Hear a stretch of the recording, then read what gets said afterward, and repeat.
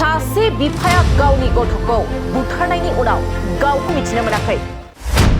सासे बिफाया गावनि गथ'खौ बुथारनायनि उनाव गाव बेनि सायाव दासिमबो मिथिनो मोनाखै আপোনালোকে গম পাইছে যোৱাকালি হোলেঙি চিদানন্দ শইকীয়াৰ পুত্ৰ মৃগাংক শইকীয়াই তেওঁৰ নিজৰ একমাত্ৰ 8 বছৰীয়া পুত্ৰ ৰিমন এনে স্কুলৰ নামটো আয়ুষ্মান তেওঁক মানে ডিঙি চেপি না কি কৰি মাৰিছে নাজানো হত্যা কৰিলে হত্যা কৰি লগে লগে তেওঁ ঘৰৰ পৰা পলাই গ'ল আৰু ৰাতি বিচাৰি থকা হৈছিল কিন্তু বিচাৰি পোৱা নগ'ল এতিয়া ৰাতিপুৱা দেখিছোঁ বৰিগাঁও মানে চিভিল এছডিঅ'ৰ সন্মুখত এটা বনাই থোৱা ঘৰ 2 মহিলা ঘৰৰ ওপৰত তাত চিপজৰি লাগি মানে মৃত্যু হৈছে আমি চিপজৰি লগা অৱস্থাত দেখা পাইছোঁ এটা দুখৰ বিষয় তেওঁ যদি মৃত্যু হ'বলৈ মন আছিলেই তেনেহ'লে তেওঁ এই নিষ্পাপ শিশুটোক কিয় হত্যা কৰিলে তেওঁ নিজেই আগত নমৰিলে কেলে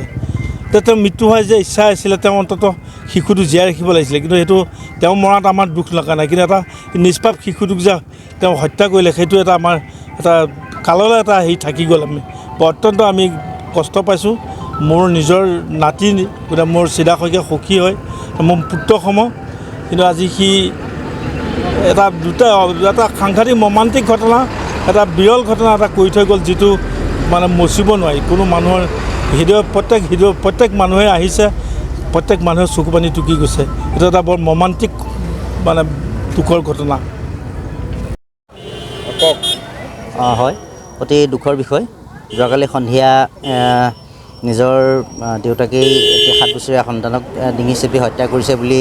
সন্দেহ প্ৰকাশ কৰিছে তাৰপিছতেই সেই যিজন দেউতাক তেওঁ আমাৰ ইয়াত আহি পেলাই আত্মহত্যা কৰিছে বুলি আমি ৰাইজে মানে কৈছে ৰাইজে দেখিছে আৰু কিন্তু এনেকুৱা ঘটনা যাতে গহপুৰত নহয় এটা বৰ মৰ্মান্তিক ঘটনা এনেকুৱা ঘটনা যাতে গহপুৰত পুনৰাবৃত্তি নহয় মই সেইটোহে মানে বিচাৰিম যাতে এনেকুৱা ঘটনা পুনৰাবৃত্তি গহপুৰত হ'ব নালাগে কোনোদিন সেইটোকে মই কামনা কৰোঁ আমি মোৰ বিল্ডিঙত এনেকৈ ছুইচাইড কৰিছে মানুহ এজনে কিন্তু আমিও গম পোৱা নাই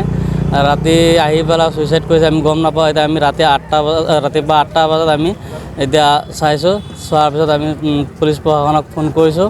তাৰপিছত গোটেই ৰাইজ ওচৰ চুবুৰীয়াক চবক জনাইছোঁ জনাৰ পিছত মানে ধৰক আহি চাইছে তাকে কৈছে একো নাজানো কি হৈছে কি নাই আমি একো গম নাপাওঁ